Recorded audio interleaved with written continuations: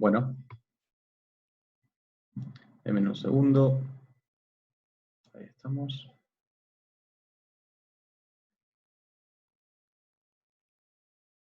Bueno.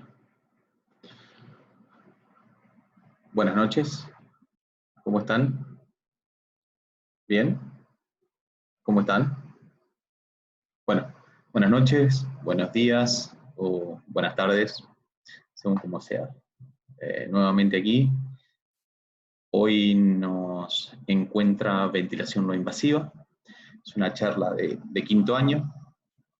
Lo que sí, va a haber alguna diferencia con las charlas que dimos el año pasado no invasiva, así que les pido por favor que repasen el material. Dentro del material que tiene 3 artículos que sí ya han visto el año pasado y tiene un artículo nuevo de producción de la cátedra, donde resumen un poco la charla de hoy. Creo que es bastante interesante algunas cosas para tocar. Acá vamos a repasar algunos temas, pero vamos a hacer foco del trato y el uso de la ventilación no invasiva como tal en la sala de cuidados críticos. Básicamente eso es de lo que se trata la charla de hoy. Bien, vamos a arrancar. Siempre vamos a arrancar por la definición. La definición de ventilación no invasiva es un medio de proporcionar soporte ventilatorio sin utilizar una vía artificial invasiva, por ejemplo, un tubo endotraqueal o traqueostomía. Todo eso es ventilación no invasiva. Lo que sí, acá se agrega un concepto en donde también se lo conoce como ventilación no invasiva a lo que se conoció antiguamente como ventilación no invasiva a presión negativa. ¿Bien? Que es anecdótico.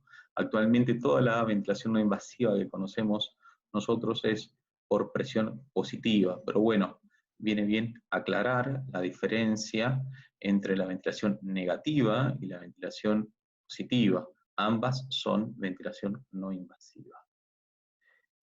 Como un poco haciendo historia, la ventilación no invasiva comienza con ser presión negativa, no con presión positiva como estamos acostumbrados.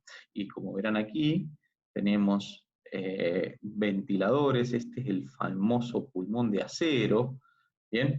Y esta es una coraza que genera esa presión negativa que era totalmente fisiológica. Luego de la epidemia de polio, y con los avatares de la tecnología pasa a tener mayor preponderancia la ventilación no invasiva por presión positiva. ¿Bien? En esto quiero ser bastante claro. ¿Por qué? Porque hay un objetivo preciso que tiene la ventilación no invasiva en la terapia intensiva, que es evitar la intubación endotraqueal. No queda otra. Ese es el principal objetivo de la ventilación no invasiva, que un paciente que ingresa con insuficiencia respiratoria se le aplique un soporte ventilatorio que no permita el acceso de un tubo endotraqueal a la vía aérea. Por lo tanto, si alguien le pregunta cuál es el objetivo, o ustedes se proponen un objetivo de la ventilación no invasiva en terapia intensiva, es evitar la intubación endotraqueal. Pues bien, también hay objetivos accesorios, ¿bien? Como, por ejemplo, mejorar la supervivencia, nada menos, disminuir la duración de la ventilación mecánica, disminuir la duración de la hospitalización, disminuir la incidencia de neumonía asociada al ventilador. Básicamente acá en este cuadro tenemos todas las características, los objetivos primarios y secundarios que puede tener la ventilación no invasiva. Pero básicamente es disminuir la tasa de intubación endotraqueal. ¿Por qué? Sabemos todas las cosas que produce el tubo endotraqueal en terapia intensiva, sobre todo cuando el paciente tiene comorbilidades, por favor. Bien, ahora, ¿dónde está la principal indicación de la ventilación invasiva? No hay duda que es tratar la hipercapnia. ¿Bien? Cuando hablamos de hipercapnia, lo que hablamos de hipercapnia, siempre tenemos que estar hablando de la capacidad en la ecuación del movimiento. Por lo tanto, la ventilación no invasiva sabemos que es un accesorio de la capacidad que tiene el paciente o de su fuerza muscular que tiene el paciente para poder enfrentar a esa demanda ventilatoria aumentada que está y a esa hipoventilación alveolar que se produce.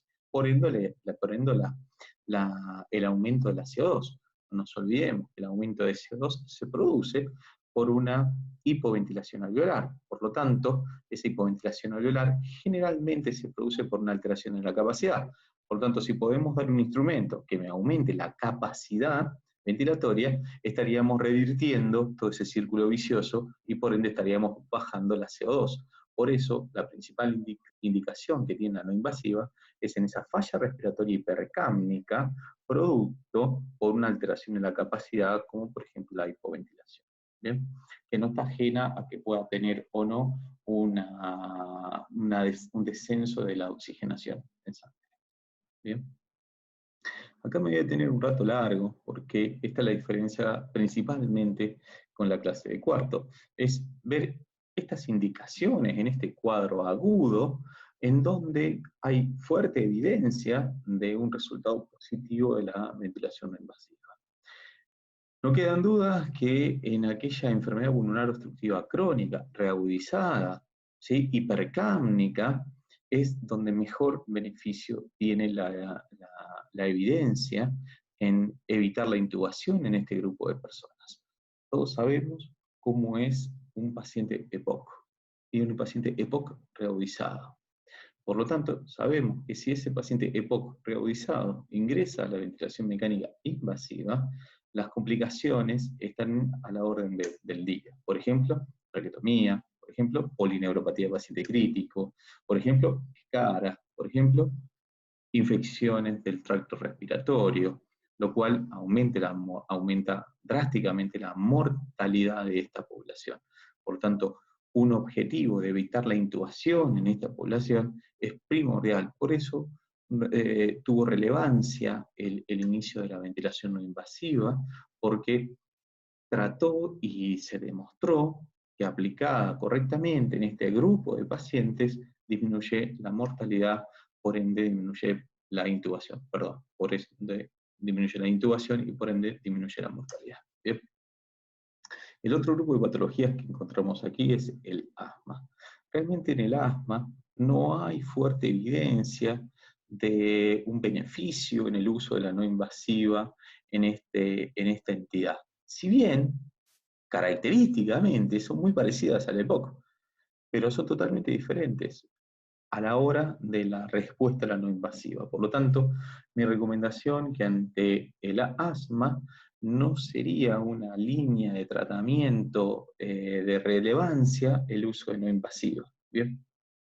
Facilitación del destete en la enfermedad pulmonar obstructiva crónica. Si bien en lo que va del año todavía no hemos visto qué es el destete, WINI, descontinuación de la ventilación mecánica y un montón de sinónimos más que podríamos hablar la palabra destete, es sabido que aquel paciente que por X motivo no pudieron ponerle no invasiva y tuvo que ir a tubo endotraqueal, una de las metodologías que hacemos para hacer esa extubación lo más precoz posible es extubar y colocar ventilación no invasiva. Esto después lo vamos a hablar bien cuando tengamos la charla de destete, de WINI. ¿Bien?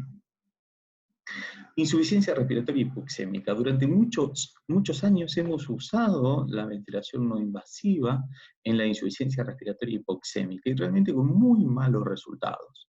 Desde la adveniencia de la cánula nasal de alto flujo, el uso de la ventilación no invasiva ha quedado relegado.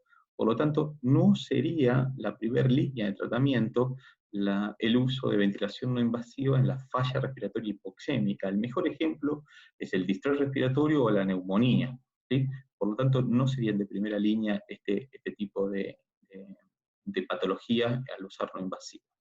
El edema pulmonar cardiogénico, el EAP, es como anillo al dedo. Viene fantástico el uso de la no invasiva, se ha trabajado bastante bien con ventilación no invasiva y los resultados son sumamente positivos. ¿Bien? ¿Por qué? Porque disminuye, no solamente le da una descarga a los músculos respiratorios, mejora la oxigenación, sino también es que lo que produce es un mejoramiento de la precarga, hay una mejor tolerancia a esa disnea que se produce por exceso hídrico, y sobre todo porque le da una descarga aún más a los músculos respiratorios. ¿Bien? La neumonía, como dije anteriormente, no es una indicación precisa, igual que el síndrome de estrés respiratorio agudo. Si bien lo podemos usar, pero tiene que ser extremadamente controlado, y si no hay una mejoría clínica, rápidamente hay que intubar. Y lo que estamos hablando son media hora, una hora de prueba, no más que eso. Pero actualmente nosotros ni la estamos colocando para eso, usamos más bien ventilación de alto flujo con cánula nasal. ¿Bien? La insuficiencia respiratoria en paciente inmunodeprimido sí realmente ha tenido buena tolerancia y buena evidencia de la ventilación no invasiva. ¿Por qué? Porque estos pacientes inmunodeprimidos están muy sujetos a las infecciones, por tanto, todo lo que sea tratar de evitar la intubación le hace muy bien a los pacientes. La insuficiencia respiratoria postoperatoria, la prevención de la reintubación en pacientes de alto riesgo y la falla respiratoria post-extubación depende muchísimo en el tiempo en que lo colocamos. Acá yo haría una división en la insuficiencia respiratoria postoperatoria, en la falla respiratoria post-extubación. ¿Por qué? Porque si la falla, nosotros extubamos un paciente y la falla ya está instalada, directamente hay que intubarlo el paciente. ¿Por qué? Porque si vamos con el rescate de la no invasiva, realmente los resultados no son buenos.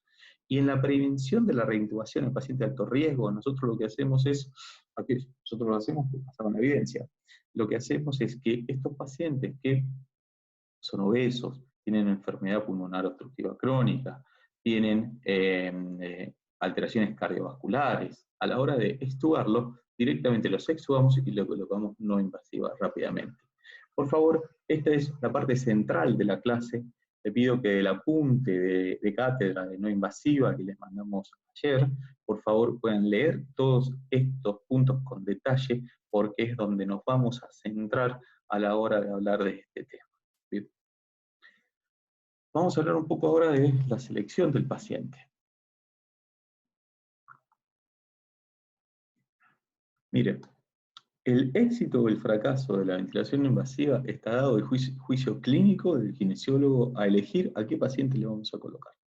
Un paciente que tiene utilización de músculos accesorios, respiración paradojal o no, aumento de la frecuencia respiratoria, una disnea moderada, si está hipercámnico, o sea que tenga la CO2 arriba de 45 y un pH menos de 7,35, con una PAFI menos de 200, es el candidato ideal para colocarla no invasiva. ¿Bien? Ahora, ¿cuáles son los criterios de exclusión a esto? Los que están en instabilidad hemodinámica, los que tienen apnea, los que tienen una alteración en la cara, en donde no se puede aplicar, ahí por más que tenga estos factores, hay que precisar o pensar en la intubación endotraqueal. ¿Bien? Pero esto, lo que tenemos acá, son una visión bedside al lado de la cama, y nos da un índice muy rápido de saber qué paciente es efectivo para la ventilación no invasiva y quién no. ¿Bien? En este otro cuadro nos marca cuáles son los predictores del éxito de la falla ventilatoria. Fíjense, no tiene que haber fuga de aire en la máscara. Lo que debe ser es que esa acidosis esté marcada con una PCO2 alta, pero no tan alta que pase los 92 milímetros de mercurio. Debe haber un pH bajo, menos de 7,35, pero no menos de 7,22. Si pasa menos de 7,22, el paciente ya tenemos que intubarlo. Y si a la hora o a las 2 horas ese paciente no tiene una franca mejoría clínica, el paciente hay que intubarlo, pero no lo duden, muchachos, hay que intubarlo. Con respecto a las interfaces, hemos visto un montón de estas máscaras, cada vez hay más y más modernas, y podemos diferenciar en interfaces oronasales, que están bastante acomodadas para pacientes neuromusculares, pacientes con interfaces nasales, sobre todo pacientes crónicos y que tienen apnea obstructiva del sueño, interfaces orales, que son las que más estamos usando, pero se usó bastante hace un par de años atrás, hace 4 o 5 años atrás, nos traía muchas lesiones, sobre todo en el puente de la nariz, porque focalizaba la mayor parte de la presión en este lado. Por lo tanto, empezamos a usar las interfaces totales, en donde tiene una mejor redistribución de la presión y evita esas lesiones en el puente de la nariz. Y esto es bastante, está de moda ahora por el coronavirus. Los italianos sobre todo lo usaron bastante porque no tenían otro tipo de instrumentos, pero no son tan eficaces a la hora de generar en la falla un alivio en la falla ventilatoria. También tenemos en claro los diferentes dispositivos que hay de no invasiva, hay de rama única y de rama doble, de equipos que son muy portátiles y para los cuidados domiciliarios, y hay otros que son muchos más seguros, muchos más eficientes para los cuidados crónicos. Muy importante tener en cuenta aquí esto. Cuando nosotros respiramos espontáneamente, esto es una curva de presión, esto es una curva de volumen y esto es una presión esofágica. La presión esofágica, no nos olvidemos, es la presión que genera el diafragma y marca la fuerza de ese diafragma o el esfuerzo ventilatorio que está haciendo. Y fíjense acá, tenemos un esfuerzo marcado, genera un volumen corriente, pero no genera nada de presión. Cuando ponemos CPAP, es una presión sola en la vía aérea, tenemos más esfuerzo ventilatorio, mismo volumen corriente, pero elevamos la capacidad residual funcional. Fíjense que acá la presión está en 0 y acá está en 10. O sea que tenemos un aumento de 10 centímetros de agua de la capacidad residual funcional. Ahora miren aquí, acá estamos poniendo un poquito más de capacidad residual funcional, pero estamos aumentando el tiempo inspiratorio, estamos aumentando la presión inspiratoria. Esos son dos niveles de presión, uno de PIP y otro de IPAP. Bien, esto es B-level o BPAP, porque hay dos niveles de presión. Esto está generando más volumen corriente y menos trabajo ventilatorio. Pero si aumentamos los niveles de presión, aún nos quedamos con la misma diferencia, pero estamos disminuyendo el trabajo ventilatorio. Lo cual, cuando un paciente tiene utilización de músculos accesorios, el CPAP no tiene ningún sentido. Y si seguimos de esa manera, el paciente en espontáneo, el paciente entra en fracaso ventilatorio. Por lo tanto, conviene asistirle la inspiración, generar presión positiva adentro de la vía aérea. Esos son dos niveles de presión y eso es lo que se llama BPAP. ¿Con qué objetivo? Descargar los músculos respiratorios, aumentar capacidad residual funcional, mejorar intercambio gaseoso, alivianar músculos respiratorios. Por ende, evitar la intubación endotraqueal. Cuando hablamos aquí, estamos hablando de qué tenemos que hacer a la hora de colocar la no invasiva. Es muy probable que primero se detecte la falla respiratoria, se decida que ese paciente es un candidato para la ventilación no invasiva, se lo pone en una posición de 30 grados, se silencian todas las alarmas, se setea muy bajas las presiones en la vía aérea, se coloca y se apoya la máscara muy despacio, que tome aire y después lo saque, que tome aire y después la saco, tomo y dejo la máscara pegada, le pido al paciente que tome la máscara y se la agarre, ajusto la FIO2 de acuerdo a la saturación, normalmente quiero que sature arriba de 90, y luego ajusto las correas. Básicamente ese es el screening, eso es el screening que hacemos primero para seleccionar qué pacientes va a ir a ventilación invasiva o no, y después es la cadena de hechos que tenemos que hacer para colocarla. ¿Bien? ¿Qué vamos a hacer? Mire, la IPAP, si yo la subo la IPAP, lo que voy a hacer es aumentar el volumen corriente, aumentar el volumen minuto y descender la PCO2. Si bajo la IPAP, bajo el volumen minuto, bajo el volumen corriente, aumenta la PCO2. Si subo la EPAP, aumenta la capacidad residual funcional, aumenta la PO2, baja el volumen corriente. Bien, este cuadro es muy importante que ustedes se detengan y lo lean, porque ante los 4 controles que yo tengo, frecuencia respiratoria, FiO2, IPAP y EPAP, tanto subiendo o bajando, puedo generar alteraciones o beneficios con respecto a lo que estamos haciendo con nuestro paciente. Bien,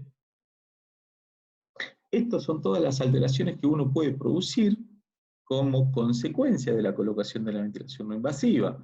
Por lo tanto, lo más importante acá es el disconfort, el eritema, la claustrofobia, ¿sí? Las lesiones en la piel que puede producir la ventilación no invasiva. Y es algo que tenemos que tener en cuenta con esto. Bueno, espero no haber ido muy rápido, es un pequeño repaso de ventilación no invasiva, en donde quiero que hagan foco, sobre todo, en las indicaciones, en las diferentes patologías que hacemos, ¿bien? Y que colocamos. Bueno, niños, por favor, cuídense. Si tienen alguna duda con esto, el foro está activo, así que, por favor, traten de ver esta charla, de leer el material, y el viernes nos vemos en el vivo tratando de sacar todas las dudas con respecto a ventilación no invasiva en los cuidados críticos. Que tengan buenas noches y hasta luego.